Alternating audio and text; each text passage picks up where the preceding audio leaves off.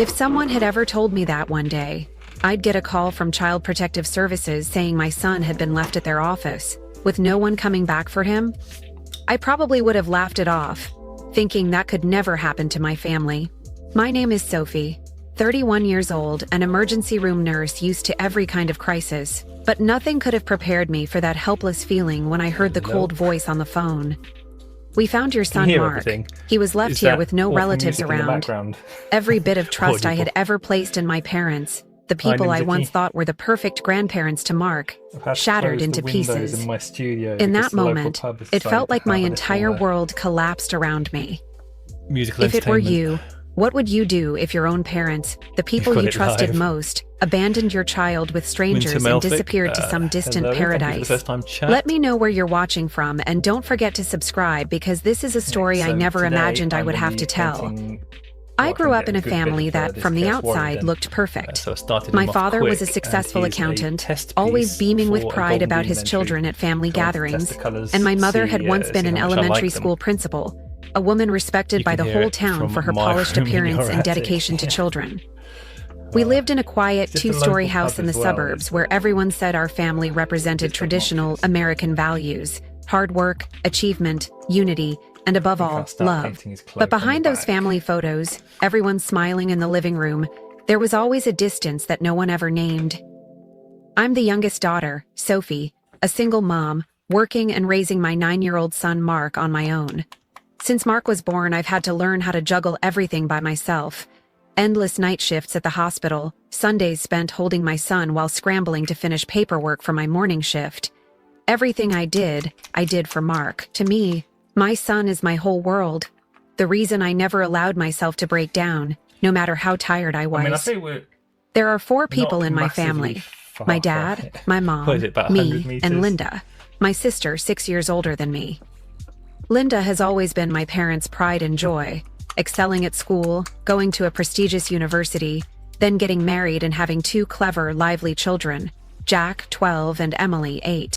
If you've ever sat in our living room on Thanksgiving, you'd easily notice the radiant look on my mother's face when she talked about Jack's statewide basketball trophy, or my father praising Emily's ballet skills as if she were a real artist. Stories about Linda and her kids were always colorful and full of excitement, while I would just sit beside them, listening and smiling, then turning to comfort Mark when he quietly asked, "Why don't Grandma and Grandpa ever ask what I'm learning at school?"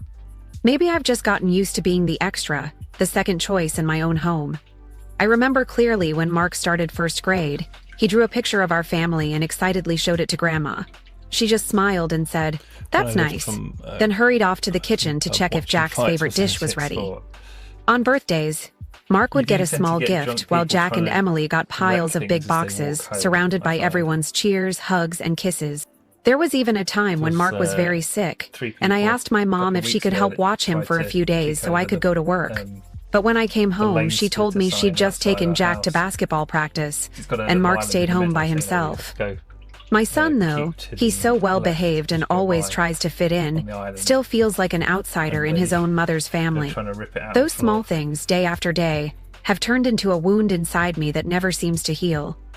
I keep asking myself what I've done wrong to always live with this feeling of not enough, while my sister and her kids are always favored, always held up as proof of our family's success and happiness.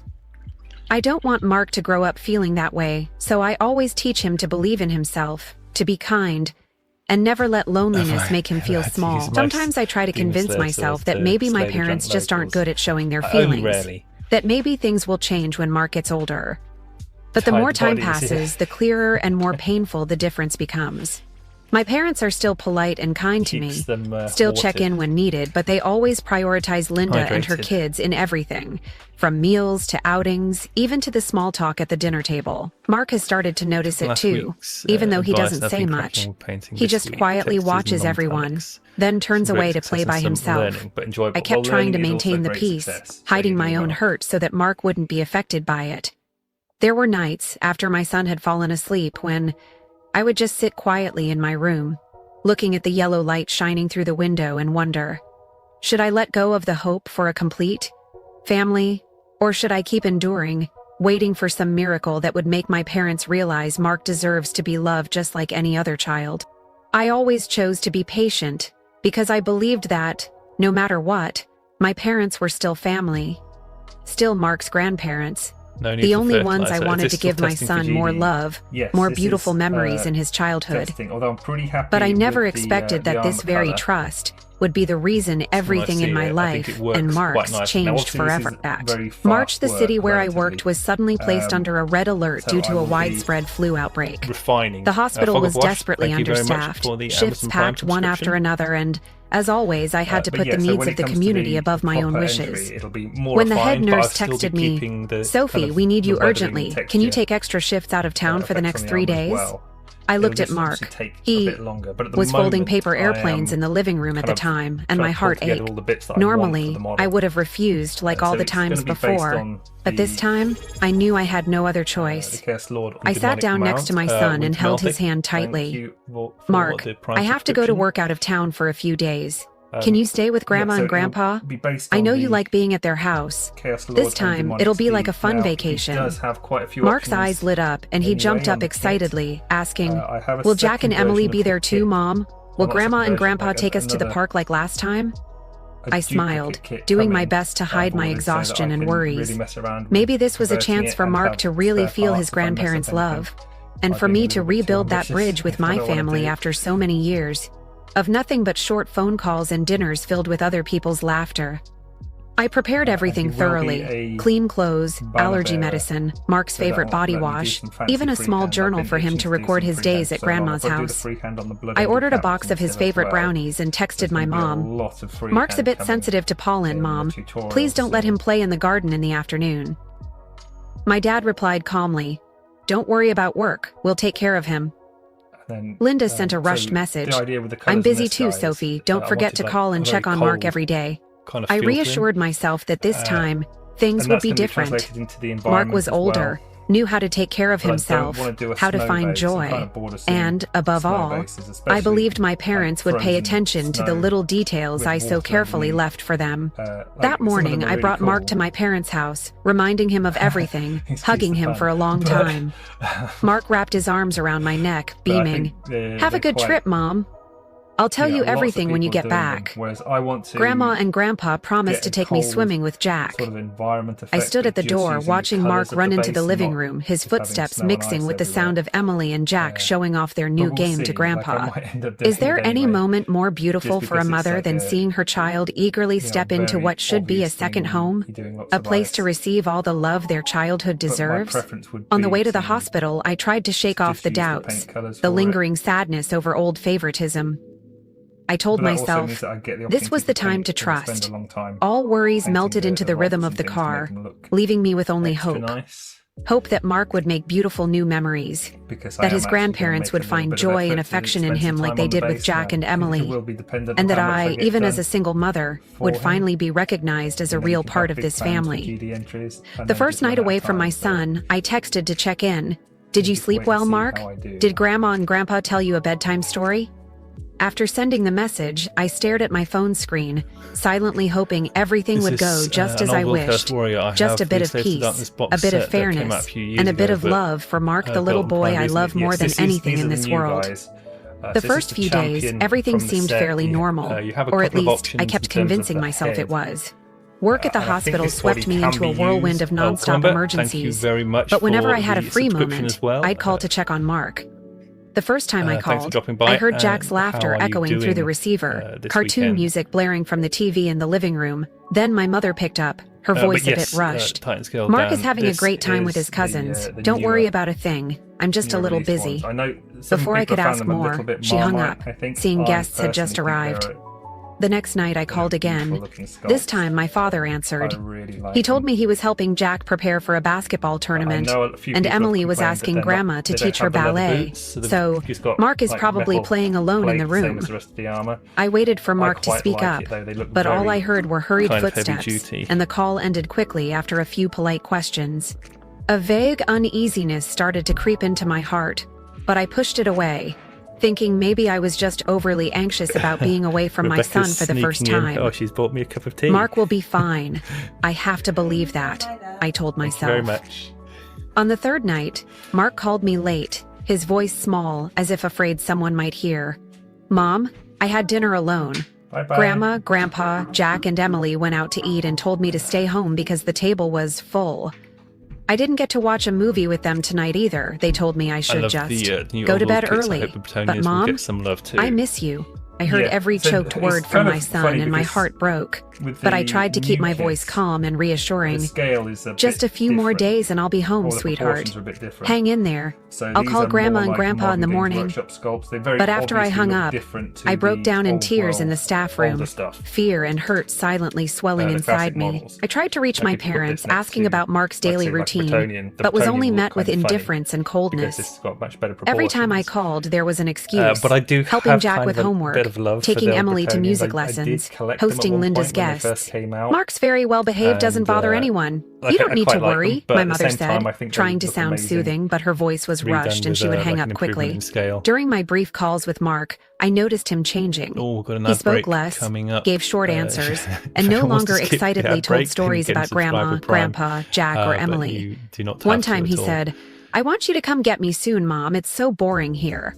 When I asked why, Mark just fell silent. DZ, how are you doing? I imagined him sitting quietly in the guest room, hearing laughter from the next room, missing at the dinner table, watching activities from afar, or not being invited at all. One evening I called Linda, hoping she'd offer some care or help for Mark, but she brushed me off. So Chris Frozen Sophie, your kid is old enough. Playing by himself is good.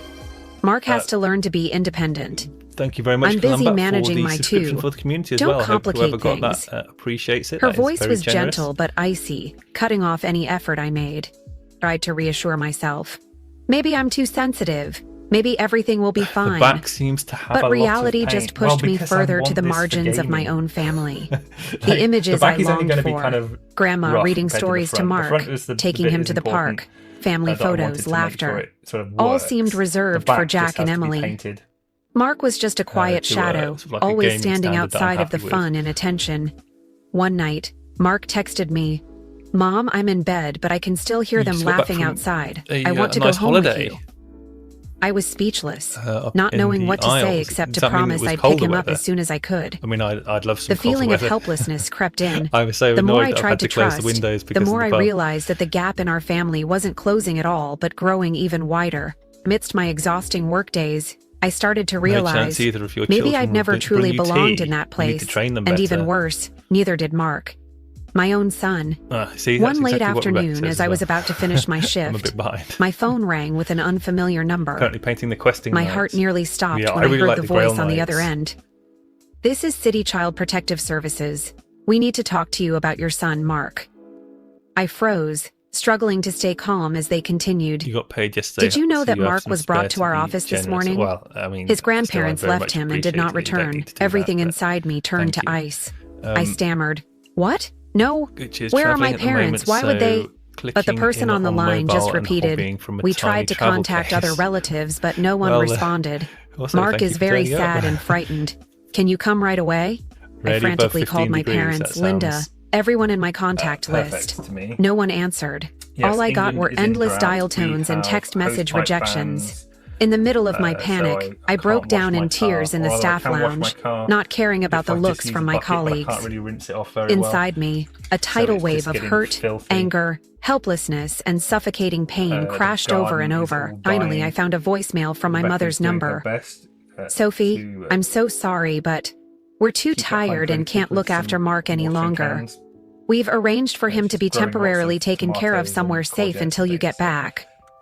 Don't blame us.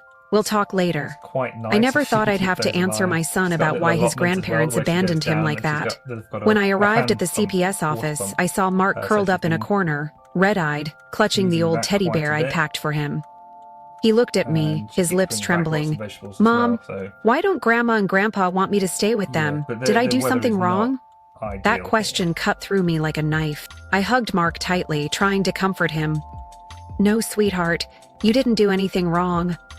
I'm sorry. I'm here now." But the truth was, I didn't know what to do or understand how my parents could be so heartless to their own grandchild. In the days that followed, I lived in a state of complete collapse. My mind spun with questions that had no answers. Why did my parents choose to cast off their responsibilities so coldly? How could they so easily leave Mark with strangers while caring for Jack and Emily so meticulously? Hey, in Knut, Mark's how you memory, doing? that wound would never fully heal, and for me it was the moment when my already fragile trust was finally crushed. When Mark hugged me, tears streaming down his face, I knew all my efforts to keep the peace, or wait for a miracle from my family, had ended. All that was left was a raw and painful truth. We had been betrayed by those closest to us. In the days after that ordeal, I felt like I was drifting through my own life. The feeling of being betrayed by those I once thought were my safest refuge left me both furious and shattered. I brought Mark back to our small apartment, where the faint afternoon light crept through the window, casting cold, lonely streaks across the wall. Everything around me felt like it was collapsing with a weight I couldn't measure. And Mark, already a sensitive child, casting me, but watched my son sit silently for hours by the window, eyes following the neighborhood kids playing outside, too afraid to step out and join them. At night, Mark would often jolt awake from nightmares, sweating, clutching me tightly and whispering, "Mom, I'm scared Grandma and Grandpa don't love me anymore. If I disappeared, would you come look for me?" My heart twisted painfully. All I could do was hold him tight, comforting him with everything I had left. But somewhere inside, a quiet anger and helplessness still burned. I called my parents many times, but every time it was the indifferent voice of the voicemail, or sometimes a cold message from my mother. "Sorry, your father and I need time to rest. Please understand. We'll talk when the family is better." Linda didn't send anything but empty, polite phrases, even avoided me when I went to her house. My family, already so fragile, now completely slammed the door shut on the two of us, to be fair, leaving so only meaningless pleas for understanding and a wall of indifference I could never break through. I tried to maintain every little routine for Mark, still cooking his favorite dishes, still telling him bedtime stories, still holding his hand every morning as I walked him to school. But Mark's eyes grew quieter, more distant with each passing day. I took him to see a therapist, but Mark just sat in silence, avoiding adult eyes, shaking his head at any question about his grandparents or family. Beside him, an emptiness had formed, a silent wound that, no matter how hard I tried, I couldn't fill with hugs or comforting words. Some nights I stayed up until morning, sitting in front of an old family photo taken on a distant Christmas. In the picture, everyone was smiling. I was holding Mark in my arms while my parents, Linda, Jack, and Emily gathered close. Will the mystery judge ever be unmasked? I wondered if those smiles had ever been real, or just a facade I never had the courage to look at on it. I tormented myself for trusting too much, for believing that if I just kept enduring, if Mark was just good and obedient enough, every distance would disappear. But I was wrong, and the price I had to pay was my son's tears. The more I tried to hold on to hope of mending things, the more isolated I felt from everything. No relatives, no explanations, not a single genuine apology. Just me, facing emptiness and the pain every time Mark whispered, "Mom, I don't want to see Grandma and Grandpa." The fragments of what once felt like a perfect home shattered day by day as Mark grew up in silence. I was angry at my family, angry at myself, and even deeper was a fear that this wound would follow Mark for the rest of his life, and that I would never again be able to trust in family love. One morning in the middle of summer, while I was still fumbling to prepare breakfast for Mark, my phone suddenly buzzed. It was a message from Emma, my best friend from college, and the only person I truly trusted with everything. "Sophie, have you seen your mom's Facebook?" That brief message made me freeze, my heart suddenly seized by a vague dread.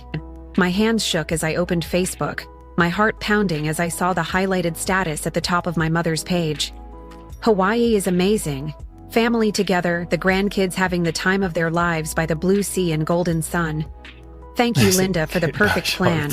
Below were rows of photos of my parents beaming, arms around Linda, Jack, and Emily on a white sandy beach, glasses of cocktails under palm trees, and a stream of congratulatory comments about a dream vacation. I felt dizzy. I scrolled through every photo, every word, feeling my heart tighten with the sense of being betrayed all over again. So while Mark was left alone in a strange place, my family was not unwell or too tired, as my mother had said. They had planned to go to Hawaii to enjoy happiness with Linda and her kids. Every word before had just been a cruel excuse to abandon their responsibility to me. Deep inside, I felt both devastated and as if I'd finally woken up from a long, tear-filled dream. No longer hesitating, I took the initiative to contact the CPS worker who had handled Mark's case. During the call, my voice trembled as I asked, "What did my parents say when they left Mark here?" The worker sighed and recounted, "They said they couldn't reach you, that you'd be gone for a long time and no one could care for Mark except us. But we still felt something was off because Mark kept saying he missed you and waited every day for you to come back." Hearing those words, I felt a surge of pain and anger. I realized it wasn't just me. Even the social workers saw through the coldness and lies behind my family's facade. While I was still wrestling with my emotions, Aunt Carol, my father's younger sister, called unexpectedly. She usually lived far away and rarely kept in touch, but this time, her voice was filled with worry and compassion. "Sophie, I've heard everything. I'm so sorry I wasn't there for you sooner. I just spoke with your mother on the phone. They were bragging about their Hawaii trip like nothing serious had happened." My Aunt Carol told me more about that conversation. My mom and Linda had planned the Hawaii trip in advance, intentionally hiding it from me, using exhaustion as an excuse to leave Mark behind, and even telling the whole family, "Sophie is too sensitive. Don't interfere in her family matters." Aunt Carol didn't just comfort me, she was firm. "You need to stand up for yourself and for Mark. Family isn't just about blood. It's about those who truly love and cherish you. If you need evidence or a witness, I'm ready. Don't let them keep lying and hurting the two of you any longer."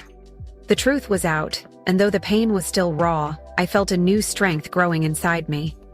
For the first time after all these years of enduring, I wasn't alone. So I don't understand what I had the secret Emma, is to get Aunt a good Carol, result without and even the struggling social so much. workers who understood and were There's ready no to easy support way to us. paint fair. When it's like The urge to I mean, fight this isn't back, too bad. to protect Mark and I my think the own Space worth, Wolf one, surged within me is stronger worse than because it's ever. very kind of In Mark's spiky. eyes, though still I clouded wish they with would make it sadness, smoother. I saw a glimmer of hope. I squeezed his hand tightly, silently, Rich, promising, I think I saw you have "I won't your let headset anyone on hurt you tonight. I used again. mine for the first time last It's time night. It for was a us bit to of a game face the changer when truth doing and a reclaim non-polymetric justice for sword. The sword ourselves." looks so much After days better of than the gathering armor all I did the without. evidence, I Yes, knew I it's 'cause could you no can see longer exactly what remain you're doing. silent. Images of Mark That's flashed the big through my difference. mind, his sad eyes, the nightmares, the haunting questions. Why am I not loved like Jack and Emily? So without I the didn't want to headset run on, anymore. I can see what Didn't I'm want to doing. be the weak peacemaker. With And I Aunt can Carol see the and Emma's detail, support, but the I detail's arranged a very video small. call, inviting my parents, So Linda, and you other don't close get the- relatives, and it's I not as easy notified to the make CPS worker to join as a confident brush witness if movements needed. because it's a very When the small screen area filled that with you're familiar working with. faces, I struggled to keep my voice calm, Whereas though if you my have the heart headset on, raged. suddenly everything My father becomes appeared first, big. eyes avoiding So- mine. and then My you learn mother all these sat little beside tiny him, micro movements holding to her build up tea this- as if at a dull these meeting. micro movements, Linda that was behind over them, time, looking they just become annoyed. like muscle memory, so Without you're waiting for them to easily speak, able to do I them. immediately pulled up screenshots of my mother's Facebook posts about And it means you Hawaii, can paint very along with her detailed very cold quickly, message. We just because you couldn't can take see care what of you're him, and my voice grew heavy. "Mom? Dad? Why did you choose to leave Mark with And strangers also, just as so I you get could older, my vacation with eyesight's Linda getting and her a kids? little bit worse. Why Like, did I you can lie still to see fine up CPS and say close, you couldn't reach me?" but, The like, my air eyes was get dead tired silent. really easily. Linda gave a dismissive smirk, trying to So it change just the makes life subject. a little bit easier for me to "Sophie, put the you're blowing this headset all on. out of proportion I use different again. headsets, so quite often I Everyone just needs use a reading break glasses after or everything something we've like done." that. But I didn't back down. I read each message aloud, don't enjoy brought having up the the plane headset on ticket a that lot. had I been just booked a prefer month in keeping it advance, lighter, lined it up but with the date Mark was it dropped at definitely makes things CPS, easier. then turned to my mother. "You wrote that you were exhausted, but posted photos drinking cocktails in Hawaii on the exact same day. How do you explain that?" My father fumbled for an excuse. "We're only human, Sophie. We just didn't have the strength to look after Mark for that long." Bob to Orb High, first But I time didn't here. let him Been on finish, Patreon for a cutting while, him but find off, myself my cleaning voice up the firmer new than Mini ever. of the month, Not so enough strength or not enough love? company. If it were Jack or Emily, Is the you Mini would of the month never a have Chaos done Warrior? this. The truth is, I don't Mark really is check just what they the are. extra grandchild, and I, no Has matter how anyone hard heard I tried, an update was never for truly Mini Colour? valued. Everything you did I was haven't- just for I your don't know own anything convenience, new. never I caring think about it's all anyone just else's progressing pain. Aunt Carol spoke up, firmly as it supporting should. me. I haven't "You heard can't any just ignore this and blame Sophie when issues. she I've and got Mark have more of suffered the so Mini Colour much. paints I've now. witnessed everything, and I if will do a needed, I'm whole ready to YouTube testify for video Sophie and Mark." The family atmosphere grew suffocatingly tense. My parents and Linda started making excuses, saying it was just a communication error. They couldn't have blamed me for making things more complicated. But this time, I didn't stay silent, didn't let myself be emotionally manipulated anymore. I calmly announced, I have contacted a lawyer and Child Protective Services. All evidence of abandonment, lies, and what happened to Mark has been documented. I am formally requesting legal protection for Mark and cutting off all unnecessary contact with the family. This entire incident will be fully reported. I saw my mother reel in shock, my father sigh in defeat. Linda grow angry but unable to justify anything further. Even relatives who once defended my parents fell silent in the face of the undeniable truth. Emma and Aunt Carol encouraged me not to back down. News of the incident spread quickly through the small community where my family lived. Many people sent messages of sympathy and support, and some who once admired our model family even spoke out against my parents and Linda's heartless actions. In that moment, I no longer felt weak or small. When I had don't win stood anything up, on Rotspot, I'm not going just to for pay myself, that creepy guy. but for Mark, Wait, so that he would what understand, creepy? even in betrayal, What was we that? can still fight for justice, still redefine our own worth and place in this life. That confrontation created fractures in my family that could never be healed. But from those cracks, something miraculous began to grow. I would enjoy After that tearful, brutally honest video call, I took the initiative to cut off all contact with my parents and Linda. No more hopeful calls ending in disappointment. No more awkward family gatherings where Mark was just a shadow. For the first time in my life, I felt no guilt or fear of overreacting, because I finally understood that silence and endurance only prolonged the pain for both me and my son. Aunt Carol continued to support us through every legal procedure, working with CPS to protect Mark's rights and helping me prove that my former family was no longer a safe environment. Emma was there for every important moment, from the first hearing to psychological counseling sessions for Mark. And surprisingly, once I spoke out, not just one but many relatives in the family began to show empathy. A few called to check on us, to ask to meet Mark, hoping to make up for the affection he'd been denied. In the community, news of my actions spread quickly. Many people who once thought my family was a model began to reconsider the true value of honesty, compassion, and the courage to stand up for oneself. I received countless messages from single mothers and from people who had once been abandoned as children, all of them thanking me for inspiring them not to remain silent in the face of injustice, no matter who it's coming from. After a long period of therapy, Mark gradually regained his trust in adults. He started to open up more during counseling sessions, bravely expressing his fears, his anger, and even his simple wish, I just want to be with people who truly love me. I no longer forced him to love anyone just because of blood ties. Instead, I focused on building a small world for Mark, one that was full of safety, acceptance, and unconditional love. Together, we planned outings, cooked dinner, filled the living room with paintings, and cherished each moment of healing that, while seemingly small, changed our entire future. One day, when I asked Mark if he wanted to write a letter to his grandparents, he just shook his head and smiled gently. I'm not sad anymore, Mom. Being here with you is enough. I knew then that the peace I had longed for was finally shining in his eyes, and for myself, too. I stopped blaming, stopped waiting for others to love me the way I deserved. I learned that growing up sometimes means daring to say no and building your own home with courage and self. My old family gradually became strangers, but in return, I gained a new family. Mark, Emma, Aunt Carol, and all the small but warm embraces that together built happiness out of old broken pieces. I returned to work with a stronger spirit, no longer afraid of anyone judging me or putting me in second place in any story. I lived true to myself, believed in the journey I had overcome. If you've ever been excluded, ever felt like an outsider in your own home, remember, you're not invisible, you're just standing in the wrong place. True family is not only where we are born, but where we are chosen, where we can begin again and love once more. Never let anyone decide your worth, or your child's. Be brave enough to stand up, protect yourself, and please share your story in the comments below, because maybe your experience will be the healing inspiration someone else needs. Thank you for staying with me and Mark until the end of this journey. If you see yourself in this story, leave a comment, share, or simply hit subscribe, so that none of us are ever alone on the path to finding true love again.